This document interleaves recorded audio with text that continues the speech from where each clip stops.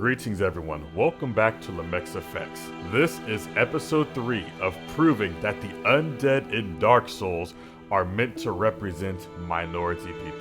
And by minority, I mean blacks, Hispanics, and Native Americans. And if you're not one of those groups, then keep watching and you might get covered. Or you might find out how you could be covered if you have a similar history. But anyway, I have rewritten this script 4 times, five times. I had to, because proving that the undead are, let's say, black people is very complicated. It is complicated because it requires that I teach you 3 separate topics that you might not know about. The first is black history, because apparently everyone who is above 50 years old forgot black history. They do not remember Jim Crow, Malcolm X, Martin Luther King, or the war on drugs, or the 3-strike rule that plagued black people. They don't remember these things for some reason. And for everyone who is under 50, they were not taught about black history in school, so they don't know anything. So either way, I need to teach you black history. The second thing that I must teach you is the story of Dark Souls. Firstly, because many of you may not have played Dark Souls, so you do not know what the story is about. And secondly, because even if you have played Dark Souls, the thing is, Dark Souls, unlike Final Fantasy, does not hand you the story on a silver platter. You have to dig for it. So because you need to explore in order to find the story out, I need to explain the story in case you might have missed the things that I happen to know. And the third thing that I need to teach you is just something that nobody knows about. Nobody knows this third thing. So here is what we are going to do. In order for you to understand how to find black people in a game like Dark Souls, what I must do is teach you only 2 topics at the same time. So here's what we are going to do. First, we're going to find the similarities between black history and the undead by talking about the slave trade. So 2 topics at the same time. After that, then we will focus on the third thing. And trust me, when you know what this third thing is and what it says, it reveals everything. The third thing is the authority on black history. Now, let us begin.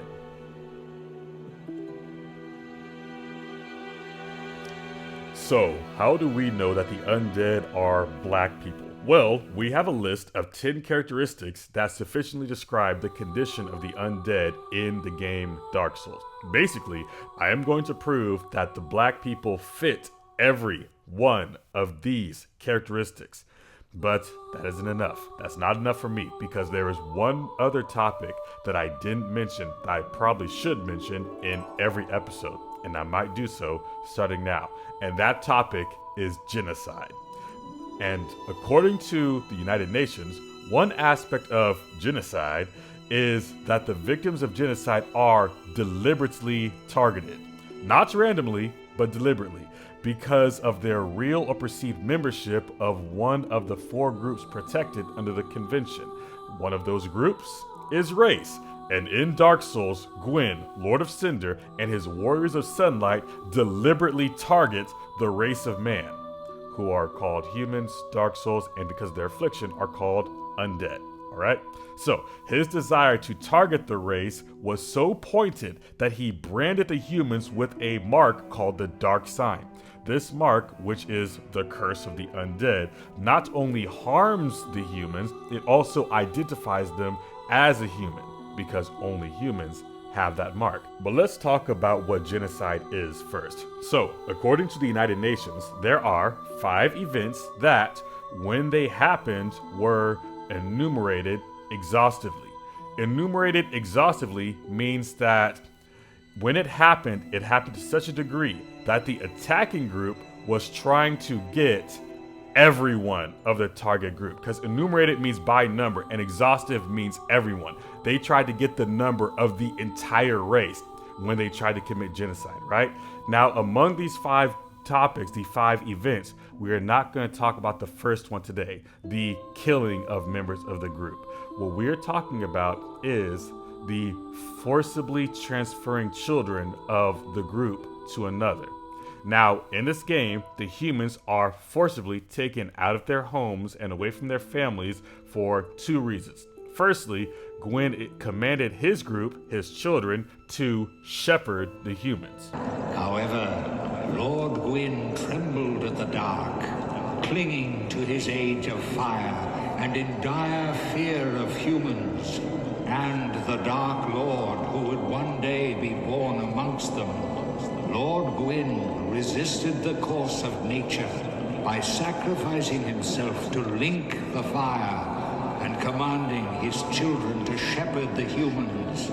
And because Gwyn feared the group called humans, he targeted this race and commanded his children to control this race of people. And they did so. One way they controlled this race is by sacrificing the humans to fuel the first flame. Another is with their religions. But the one we're talking about today is the forcibly taking them to undead asylums. And in this land, the undead are corralled and led to the north.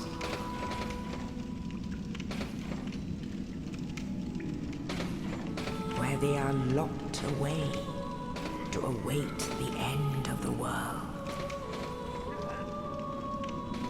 This targeted imprisonment of an entire race is genocide because it fits one of the conditions of deliberately inflicting on a group conditions of life calculated to bring about physical destruction in whole or in part. What they're doing is inflicting a condition of life by fitting as many undead as they can in this undead asylum. And it would inflict physical destruction because the asylum demon that is there will kill them. Now, another way the undead are targeted to be forcibly taken is by Gwyn's trusted duke and scientist, Seath the Scaleless. You see, Seath the Scaleless, this dragon, created these crystal golems to hunt down human women. That is why you see Sieglind of Katarina inside this golem, and you find Dusk of Elusiel in this golem. You see, when the golems capture these women, the women are forcibly taken to Seath's laboratory where Seath can perform experiments on them, which normally turns them into these monstrosities. Now, why human women?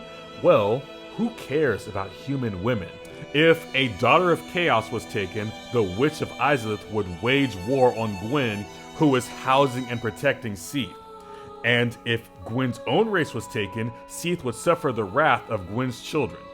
But if a human was taken, not only would no one care because no one protects the human woman, Seath would even be celebrated for finding a good use for this abominable race that plagues Lordran. Now, how many of you know enough Black history to know where I am going with this?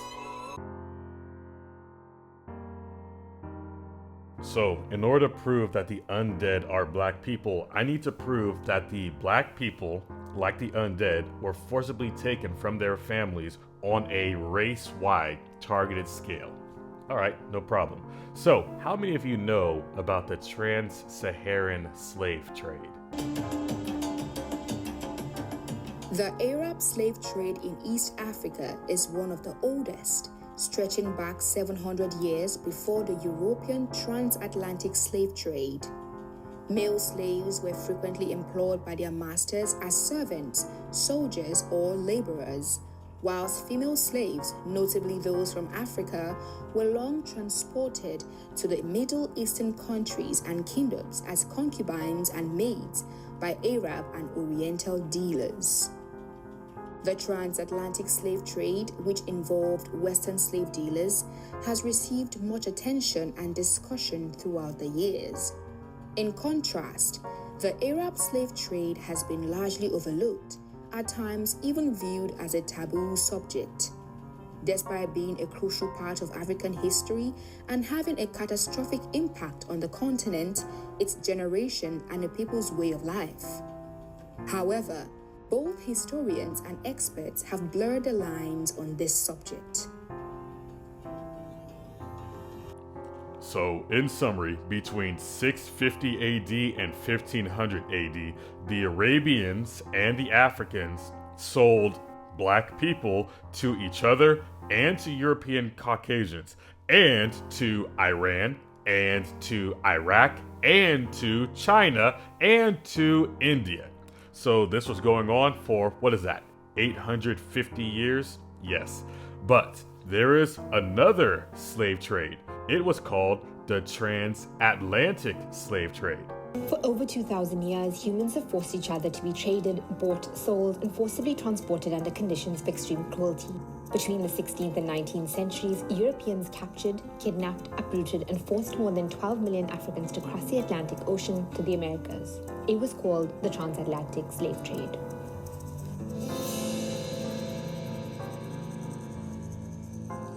So, the difference between the Trans-Saharan slave trade and the Transatlantic slave trade is the Trans-Saharan slave trade was over the desert and the Transatlantic was over the ocean. So, between 1501 and 1867, the European and American countries kidnapped black people from Africa and European places like Spain and Portugal, because these black Moors were ruling Europe at the time, and from other places along the Eastern Hemisphere, and shipped them to North America, South America, and the islands and parts of Europe.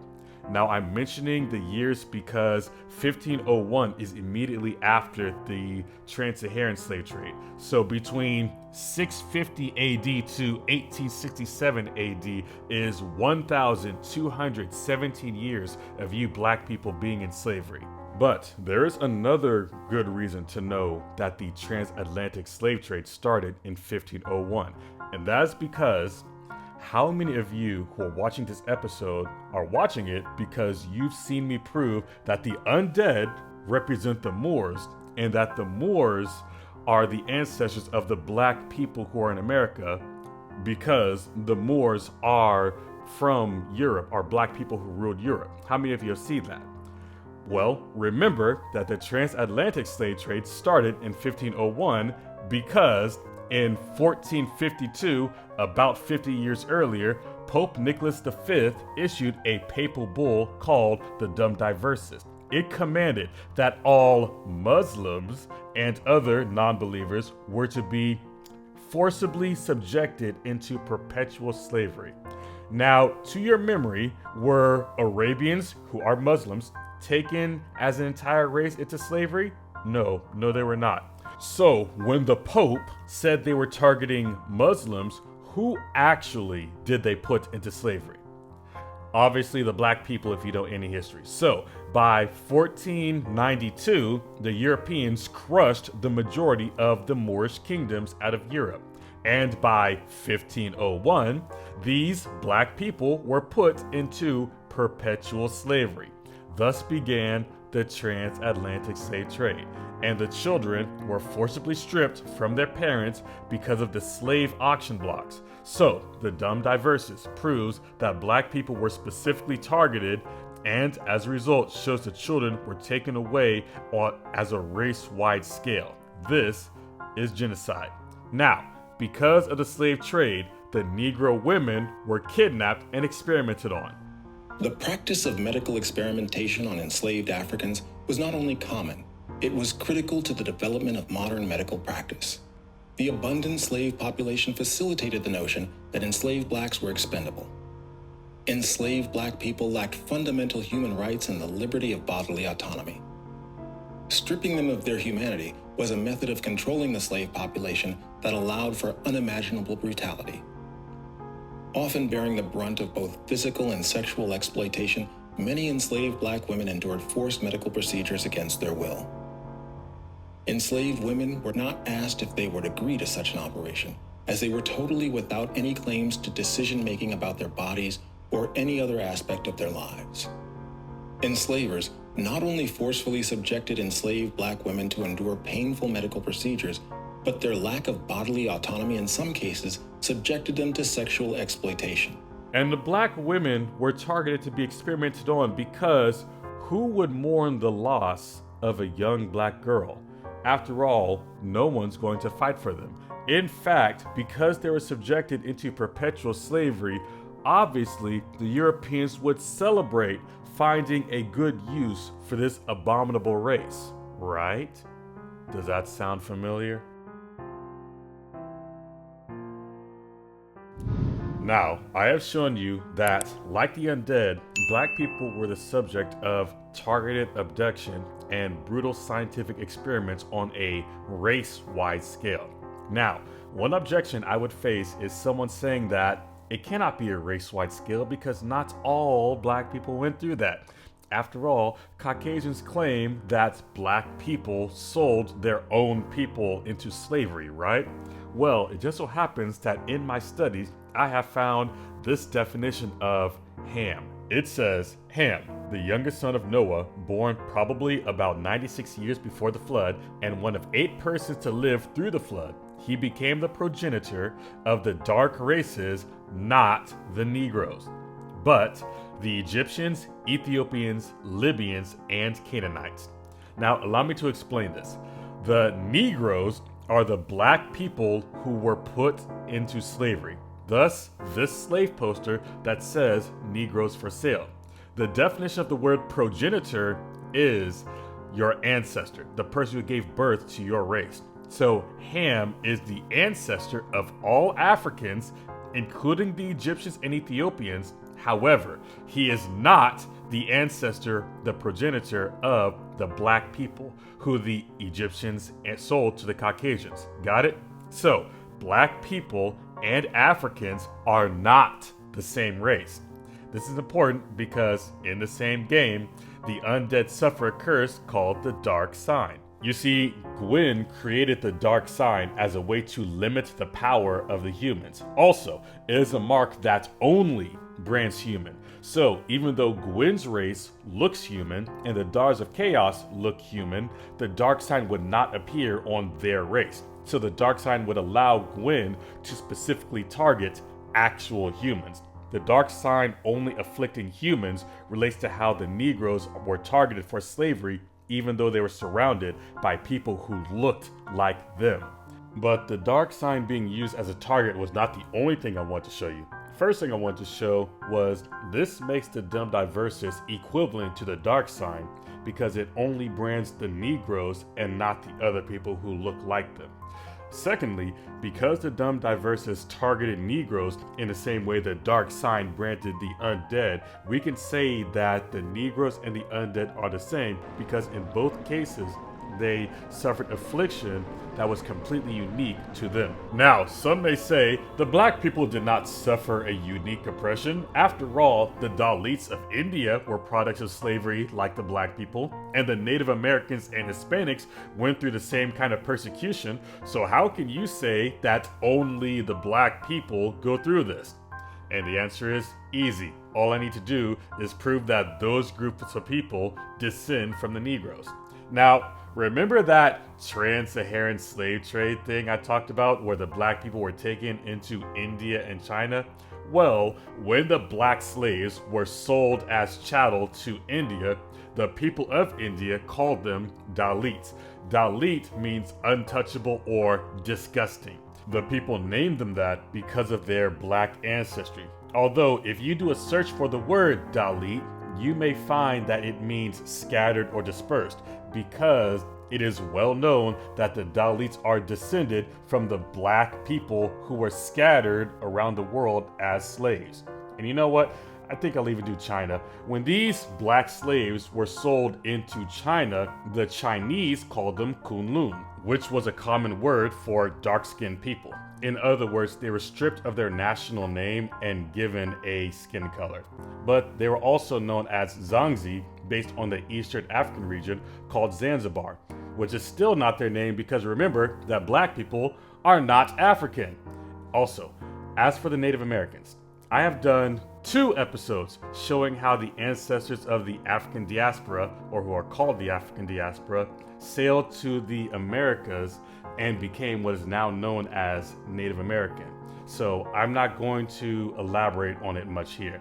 But the main point is, when Pope Nicholas V wrote the Dumb Diversus in 1452 to enslave non-believers, the Arabians were not targeted.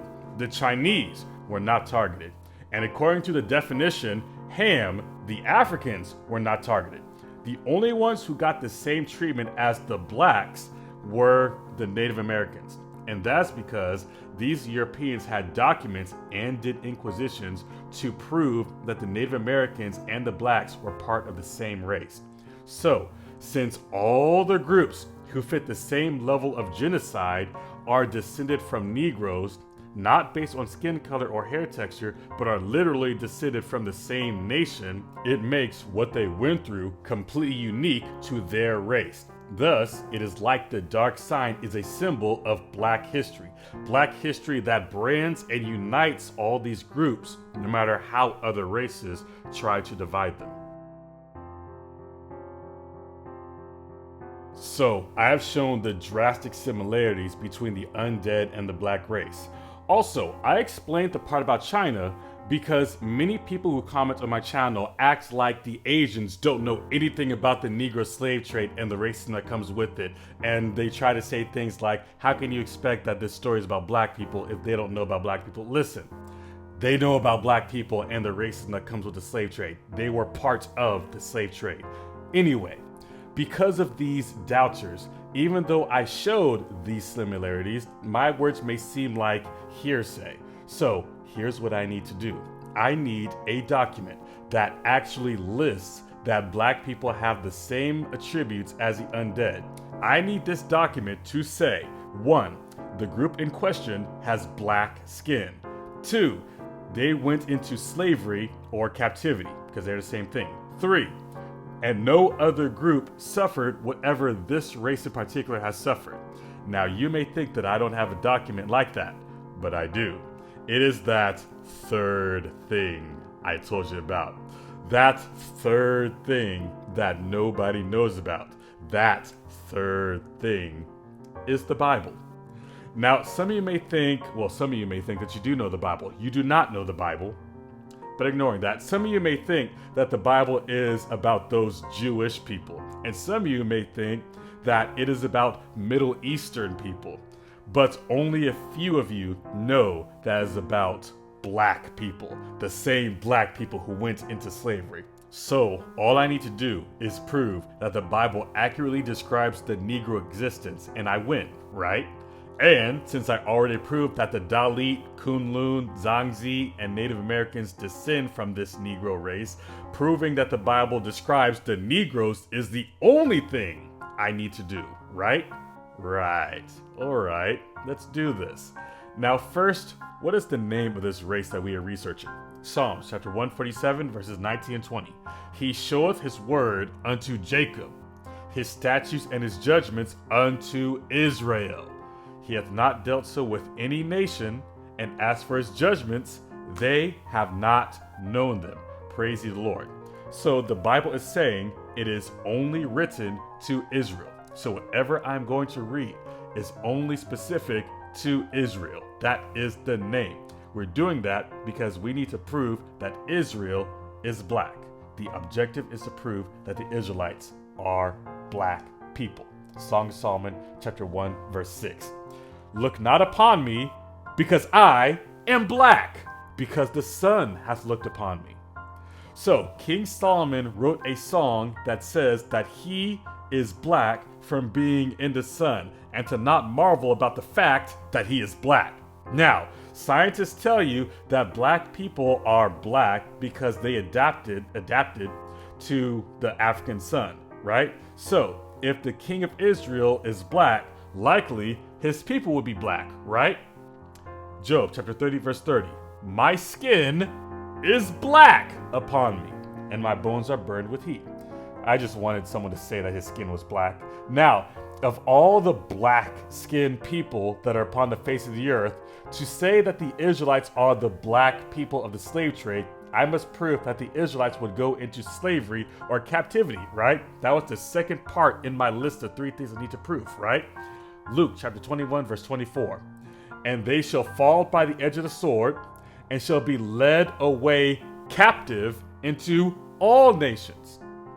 There, the Israelites would be led away as captives, slaves, into all countries, and they'll be killed by the end of the sword, so genocide. Now, not only does this verse help to show that the black people from Song of Solomon will go into slavery, it also says that they would go into all nations, which would explain why these same black people would be in China and India and would be called Kunlun and Dali, because they are in all nations. But you know what? That is not good enough, because the true quality of being a Negro is that what they went through was so bad that no other race upon the face of the earth can say that they went through it. So, if the Israelites are Negroes, then it should say that no other race under the whole heaven would have suffered as they did. Daniel chapter 9 verse 12. And he hath confirmed his words which he spake against us and against our judges that judged us, by bringing upon us a great evil. For under the whole heaven hath not been done as hath been done upon Jerusalem. So, if I combine everything from all these three videos, here is how the Bible describes Israel. 1. The race does not know their own history. 2. It is generally a poor race. 3. They are generally targeted to be put into prison. 4. They are victims of race-wide slavery. 5. They are sold as slaves into every country and nation. 6. They generally have black skin. And 7. They are the only ones with a history that matches what they have been through. Now, of all the people that are upon the face of the earth, who fits this biblical description of what an Israelite is? Therefore, the Israelites of the Bible must be Negroes. So, here's the point that I will make. I didn't just come up with the Dark Souls are Negroes idea out of thin air. In truth, I studied the Bible. This is what I came up with first. And I know that the Bible is black history. So when I was able to relate the scriptures about Israel to the undead, that is when I realized that the Dark Souls is about black people, because the Bible is about black people. And why did I say that no one knows this thing? Is because how many of you are actually able to go in the Bible and pull out scriptures the way that I did and prove that the Israelites are black? You can't. You cannot, because Caucasians erased your history, and you don't even know how to read. So, stick with me as we run down all of these attributes of the undead, because I'm not just showing this to say, hey, here's what the Caucasians did to you. Nor am I just saying, hey, here are black people in the game. What I'm showing you is that if the Bible accurately describes your present condition, then the Bible is all about you. And if it is about you, then I can use it to show you how to reverse all the bad things that are in this list and increase that 10th thing, which is good, so I can increase your race. And I'm also showing you that other races who are not black know this information so well that they put it in their media in your face, and you never would know about it. But today we are talking about genocide, and Dark Souls is a game with the slogan, prepare to die, over and over again. So let's find a connection between black history and the fact that every single race wants to kill you in Dark Souls. Next time on Lamech's Effects.